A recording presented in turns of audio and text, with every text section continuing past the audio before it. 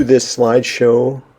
It's an introduction to Greek verbs, and it is focusing on the present indicative tense.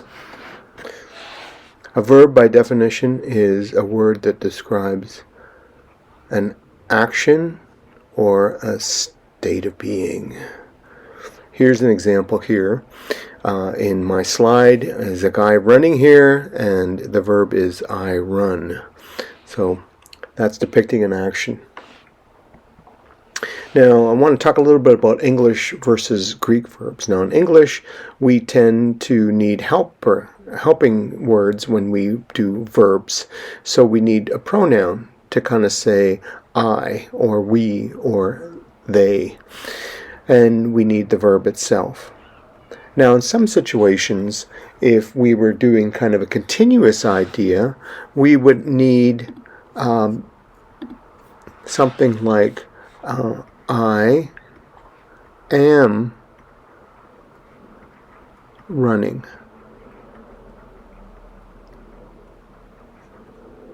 So we would need not just the verb, but we would need an auxiliary verb to help it out. Greek doesn't need that kind of stuff to help it out, typically. Typically the meaning, the pronoun, and any other aspects of the verb are self-contained in one little unit. So we see that little word there, luamen. That in itself tells us a whole lot. It tells us about, again, the time, the kind of action that's happening, but it also talks about person and number. So it's first person plural. So we are loosing. So that's the nuance of that. I want to talk a little bit about the elements of a Greek verb. Every Greek verb has person, first, second, or third person. That is, first person I or we, second person you, third person he, she, or it, or they. And every Greek verb has number. Either the subject is singular or plural. One person or many, more than one. Every Greek verb has voice, active voice, and we're accustomed to passive voice. But Greek verbs also have middle voice, and we'll get to explaining what that means. Greek verbs have mood, and that means they are talking about the relationship of the verb's action to reality. So when the writers were writing and using Greek verbs, they wanted to, they had a certain understanding of the action of the verb in terms of reality in the real world. And we'll get to that too. Finally, well, not finally, but verbs also have tense. And when we talk about tense, that word tense has a lot of nuances for it, for us. Does it mean time of action? Yes. But it means something else in Greek. And tense in Greek is a little bit more of a complex discussion that we need to unpack. So for now, I like using the word tense form to talk about the kind of how we classify the exact tense form we're talking about. And then we can unpack time of action, kind of action after that. And finally, Greek verbs have something called verbal aspect. Verbal aspect is an interesting part of the meaning of Greek verbs. We often associate verb meaning with the time of action. Is it the action past, present, or future? In Greek, we also talk about the kind of action. Is the action being depicted in this verb? Is it continuous action? Is it imperfect? Is it completed? Is it undefined? The kind of action is important, and we'll unpack that as well. Okay, let's unpack each element of what I just talked about. Okay, so the person of the verb is whether it's first, second, or third, and the endings on Greek verbs do tell us about the person of the verb, whether it's first, second, or third person. And what's the difference between first, second, and third person? Well, in first person, the subject is speaking. I am doing this. I am going. The second person, the subject is being spoken to. You are doing this, or you should do this, or you can do this. And finally, the third person, the subject is being spoken about. So he, we're talking about, I'm talking to you, but I'm talking about a third person. He went up the mountain, or he did this, or he said this. So first, second, and third person. Greek verbs have number. They're either singular or they're plural. Okay? And again, personal endings on the end of the Greek verb do tell us about person, but they also tell us about number, whether it's singular or plural. So again, singular, I, you, he, she, and it. Okay? And plural, we, you, and they. There's something that needs to happen in Greek, and that's called concord. Okay, concord is subject-verb agreement.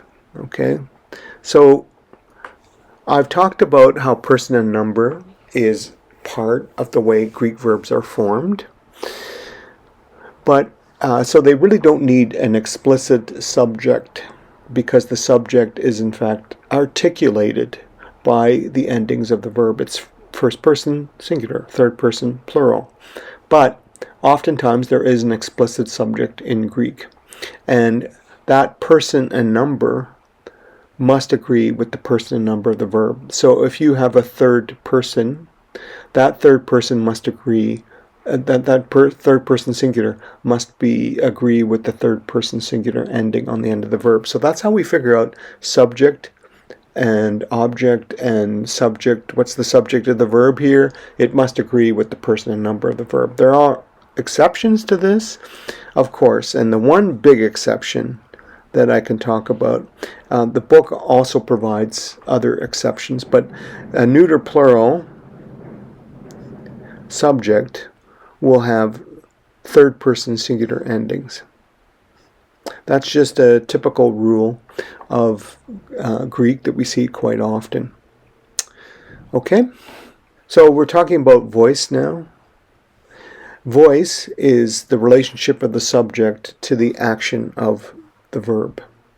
Okay, so active voice, the subject is performing the action of the verb.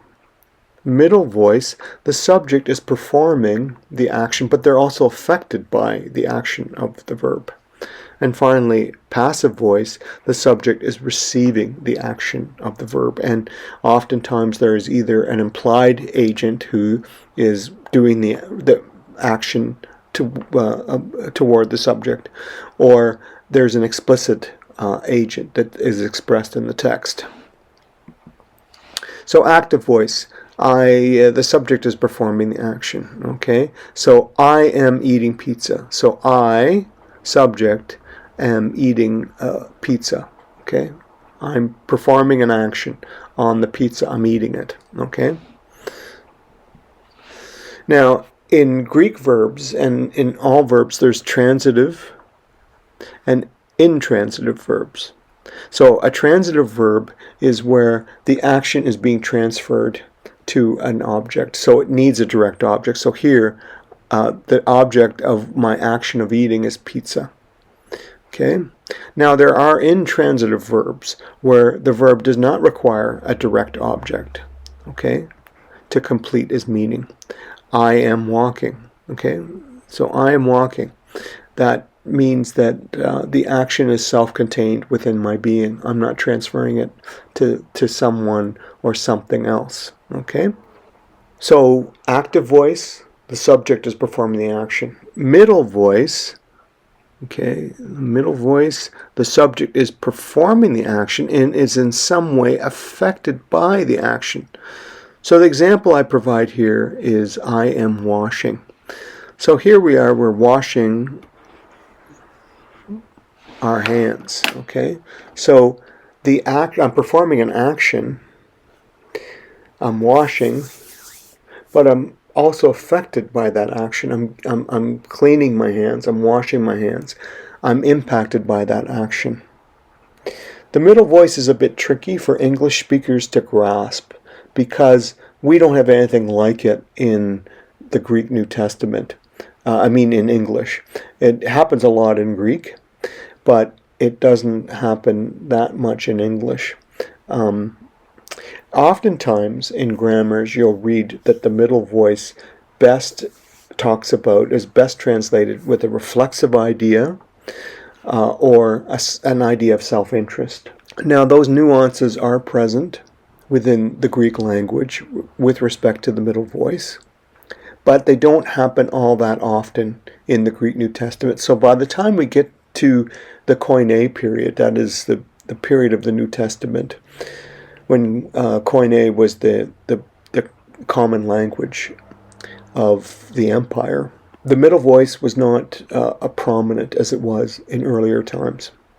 So to find examples of this kind of reflexive or self-interest nuance in the middle voice in the Greek New Testament, they're few and far between. Middle-only verbs are verbs without an active voice form because the subject is inherently subject-affective. Now, what do I mean by that? Again, most verbs you'll see in the Greek New Testament are active voice verbs, but these verbs, which in earlier times we used to call deponent, we no longer use that language. Okay, so that's deponent's gone. We talk about middle-only verbs. Okay, middle-only verbs means that they don't have an active voice. They just use middle endings. Okay, why? Because there's something about the action being depicted here that the subject is completely affected by the action of the verb. So it does pick up on that middle voice nuance. So how do we tell what's a middle-only verb and what's a regular verb? Well, it goes back to lexical form here. Okay, lexical form is what we see in the dictionary. Okay, and the lexical form of all verbs is the first person singular form of the verb and the present indicative. Okay, so for instance, the verbs that you're going to be learning are all omega verbs, including these middle-only verbs. But the lexical form of these guys, first person singular, blepo, lego, pistuo, ends with an omega. These are what I would call the normal omega verbs. But you have verbs with these endings listed in the dictionary like this: ginomai, erkomai, and pruomai. These are the middle onlys. So if you see a verb that ends with in a dictionary form with an omega, that's a normal omega verb. It has active forms, and it has middle and passive forms as well. But if you see a verb in the dictionary that ends with omicron, mu, alpha, iota, oh my, you go, oh my, this is a middle only verb. And you know it doesn't have active voice forms, it just has middle voice forms. So genomai is I become. Erkomai is a popular verb in the Greek New Testament because there's a lot of coming and going, a lot of traveling. And pruomai is equally another verb of traveling. It means I go. So genomai, erkomai, pruomai are middle-only verbs. Okay, so talking about middle-only verbs, what's the kind of middle voice meaning that we want to stress here? Middle voice meaning involves different nuances. There is the nuance of reciprocity. Okay, reciprocity is two parties are involved, and the action really couldn't be performed if one of the parties was missing. So, I take, I receive, I welcome. So I am taking something, I'm receiving something, I'm welcoming someone. I can't do these things on my own. I'm affected by the action. There's reciprocity involved. Another idea is movement. And we think of movement, this is a really good illustration of middle-only meaning. Because when you're moving, when you're walking, when you're going somewhere, you're doing an action, but you really are affected by it because you're the one who's moving. You're traveling. You're going from one place to another. So you really are subject affected by that. There's also verbs of self-involvement. So when I think, when I feel, when I decide, these things affect my being. So bulomai is a good example. I wish, I want, or I desire. So I am, I'm deciding about something, deciding about a path that I'm going to take. I'm expressing a wish or a want. I'm really self-involved in that. And finally, there's a type of passivity where the subject really doesn't choose to be part of the action, or they really do have to be part of that action. And a good example here is ginomai. Ginomai is I am or I become. Now I'm going to talk a bit about the passive voice. Okay, so we've talked about the active, we've talked about the middle, and now we're going to talk about the passive voice. The passive voice is where the subject is receives the action. So active voice, think of it this way. I hit the baseball. So here you have a baseball player hitting the baseball. He's transferring action to this object, the ball. But in this situation, I'm still the subject, but I'm hit by the ball. Okay, that's a difference. That little preposition is expressing the agency here. So usually the passive voice is the subject of the verb, subject of the sentence, but they're not doing the action. They're receiving the action. I am hit. And that action is expressed by an agent. And this happens in Greek, where you will have a prepositional phrase expressing the agency of the passive of the action, which the subject is passively receiving. But sometimes it'll be implied by the context. So the next thing we want to talk about is mood. And mood expresses the writer's kind of understanding of the verb's relation to reality. Okay? So that's, is the action real or not? And what I mean by real is, are the events depicted here factual, or are they merely possible? Or are they desired? I want them to happen. Or are they commanded? Or are they contingent upon some set of circumstances, some set of events that will make them happen? Okay? Now, there are 4 moods in Greek. Now, you're learning this week the first, initially, you're learning about the indicative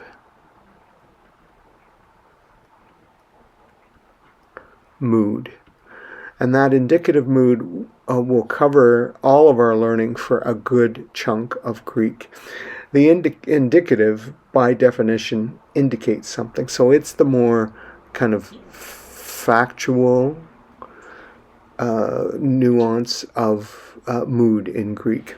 But let's look at the next slide and we'll go over that. So there are 4 moods in Greek. The indicative mood is the first one that you're learning, and it's the one that covers the most instances of Greek verbs in the New Testament. And this is kind of the mood of reality. Okay? So it represents something that the author feels is certain, or he's asserting that this is certain. For instance, look at the picture over here. This guy's eating pizza. An indicative mood would say, I am eating pizza. I'm stating this as a fact. I'm eating pizza. The subjunctive mood is the next mood you're probably going to learn in the course, and it's the mood of probability, of contingency, or indefiniteness. That means this may or may not happen. It's contingent upon a set of circumstances. It's indefinite. That means I don't know when it's going to happen, but I don't know when it's going to happen or by whom is going to bring it about. So there's some indefiniteness involved. So if I was using this same pizza image, I would say I might eat pizza. So I might be eating pizza tonight. Okay. So may or might.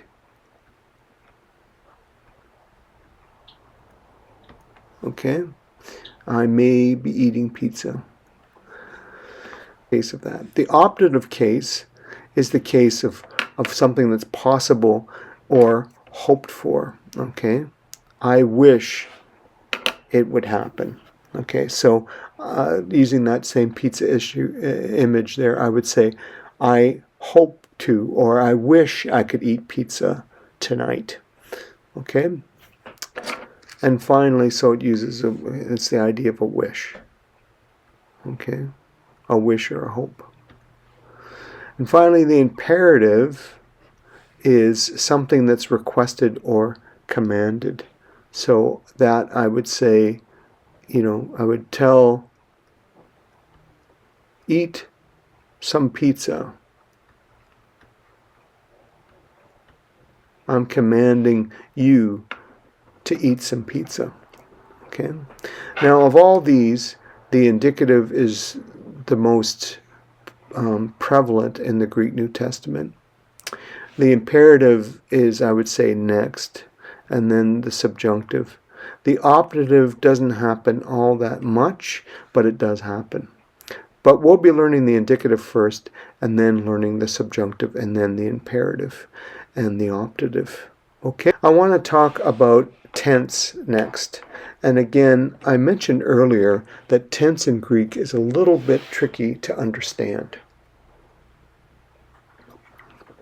When I say tense in English, we often think of time. The time of the verb is the verb depicting action that's present, past, or future. And certainly the time element is present in Greek, but there's another nuance to Greek verbs, and that's the kind of time. The kind of time, which is also known as aspect. And we'll get to that in the next slide. But here I want to talk about the 6 key tenses in Greek that you'll be learning throughout this course. And so when we mean tense, we don't necessarily mean time, but let's for now talk about the tense form. Okay, that might be an easy way to bend your mind around it, so that we can, have a sensitivity towards this type of dynamic within Greek verbs. So there are 6 tenses or tense forms that we're going to be learning. Present, that's where we're beginning. Next, it's imperfect. Imperfect, which is a past tense, a past action. We're going to learn the future.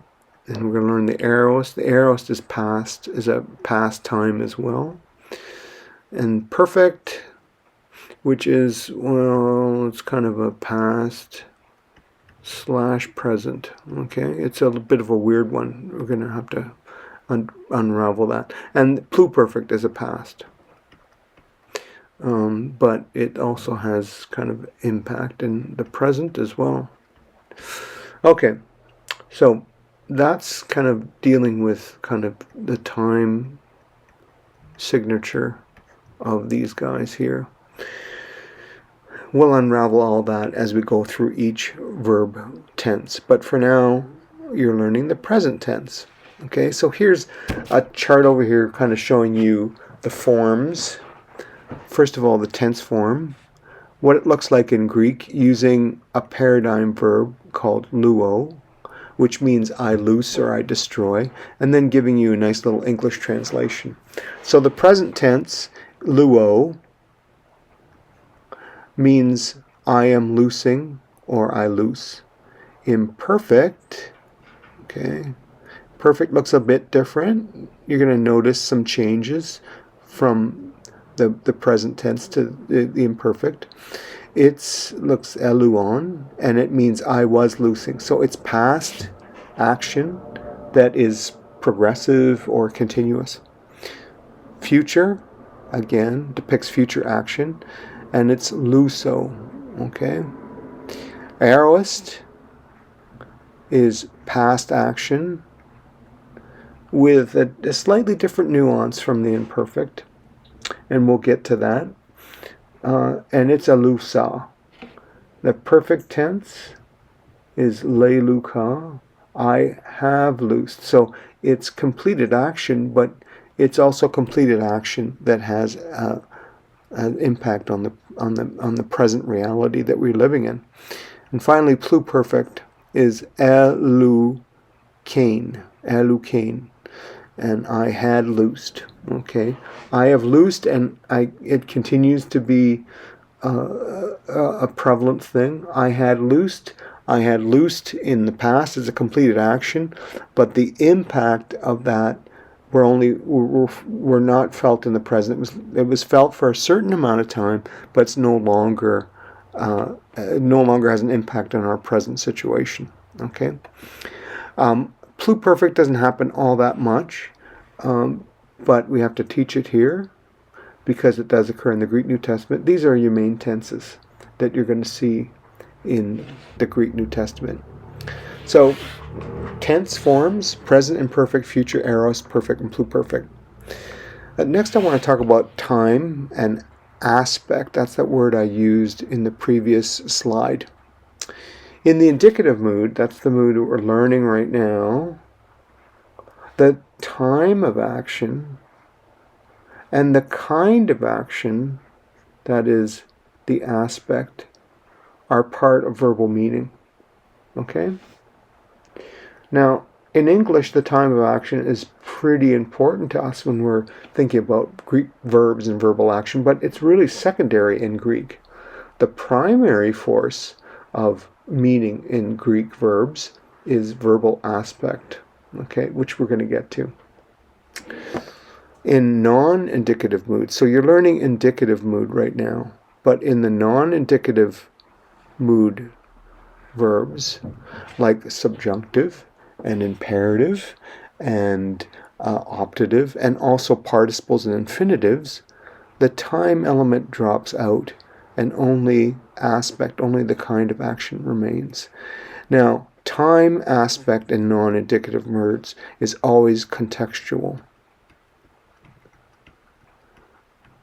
So there's something in the context of the verbs that's cooperating, other verbs it's cooperating with, or the context of what's happening in the passage that leads us to figure out the actual time idea in non-indicative verbs, but aspect is primary. So this is kind of pointing out that, for us, we are a time kind of oriented in our English verb system, but Greek is an aspect oriented a verbal language. And so this is an important concept for us to wrap our minds around. Let's go to the next slide where I talk about verbal aspect. And in that verbal aspect slide, I've got a picture of a little choo-choo train here.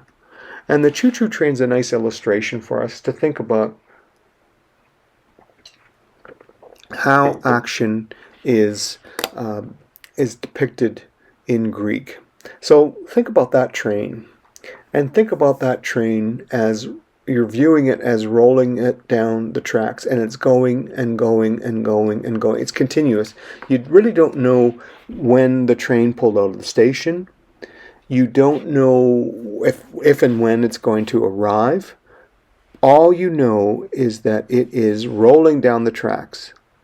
That's kind of an imperfect idea, the continuous idea that is in process, without reference to beginning and end. Let's say the verb, the train has pulled into the station, and it's announcing the fact that this train arrived from Toronto, and it started out from Toronto, it's arriving in Montreal, and that train journey took X number of hours. You're looking at the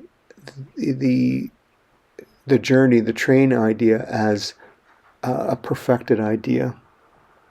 The action as a whole, encompassing both its beginning, it began in Toronto, ended in Montreal, and all these things happened all the way through from beginning to end. So you're basically looking at the action is kind of completed.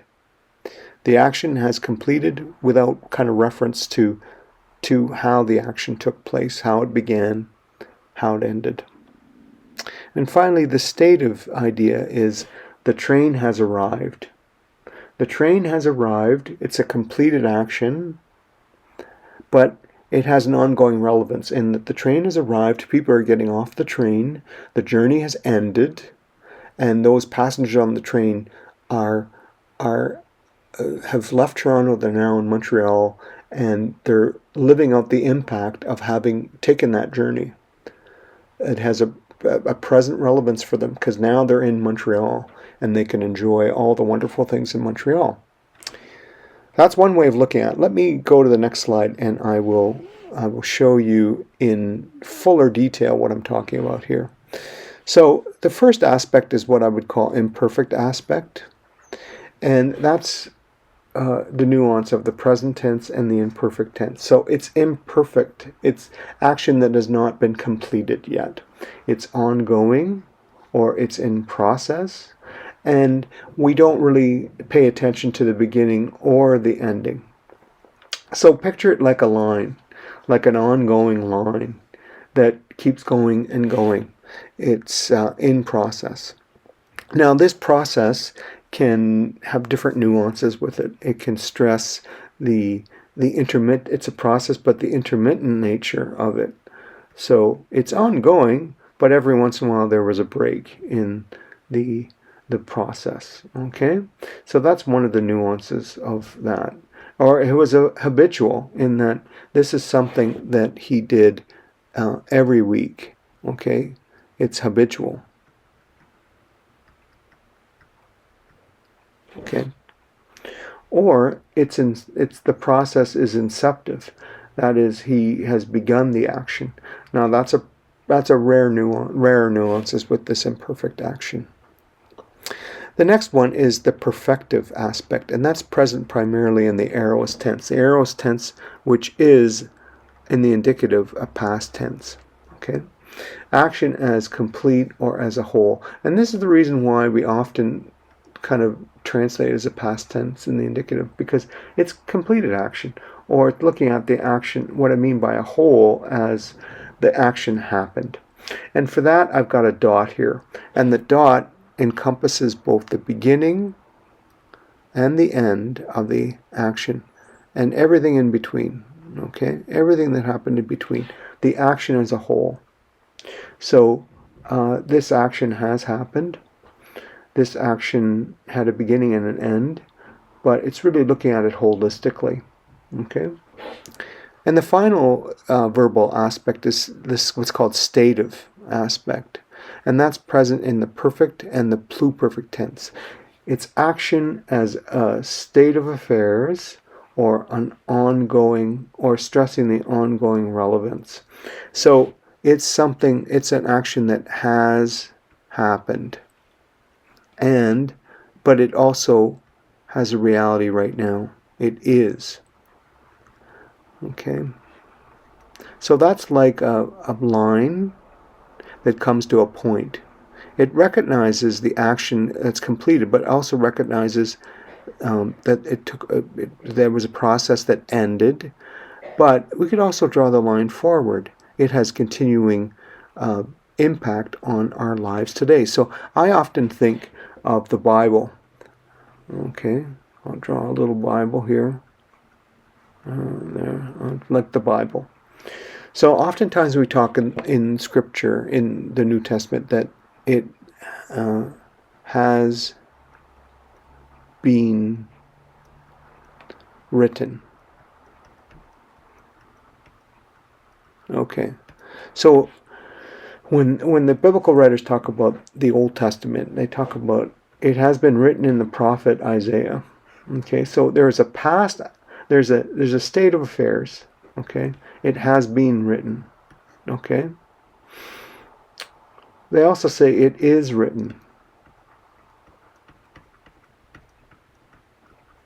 There's an ongoing relevance to what's going on. Okay, So it's stative. There's a state that has been reached by the verb's action. And this state can also have an ongoing relevance. It's been written in the past. There's a state that it's completed, but it's not just a relic of the past. It continues to have relevance for us today. Now, again, context dictates kind of the stress.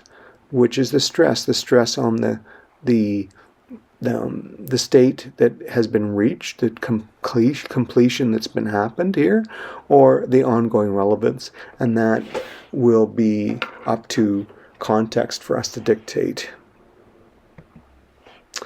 Okay, I want to talk about the basic components of a verb here, and for this I'm talking about the present indicative. Okay.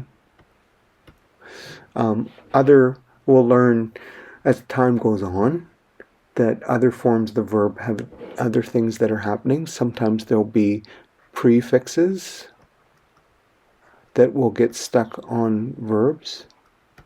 There'll be more little infixes that will be added to the verb. But let's look at a present indicative. So this is luamen. It means we are loosing. Okay. So when we break this down, when we do what's called morphology, we'll see that it has a stem, and that stem is lu. Okay. Every verb has a stem. And to that stem gets added what in the present indicative of connecting vowel. So there needs to be some sort of helper to make the transition between the stem and the personal ending. Okay. So this is an infix, and this is a suffix. Okay. Connecting vowel, omicron. In the present indicative, the connecting vowel varies between an epsilon or an omicron, and we'll see the full breakdown of that when we deal with the present indicative in more detail. And this is the personal ending that tells us the person and the number. This is the first plural ending that we're seeing, men. So put it all together, put all the parts together, it's luamen. It's the first person plural, present indicative active, and it means we loose or we are loosing.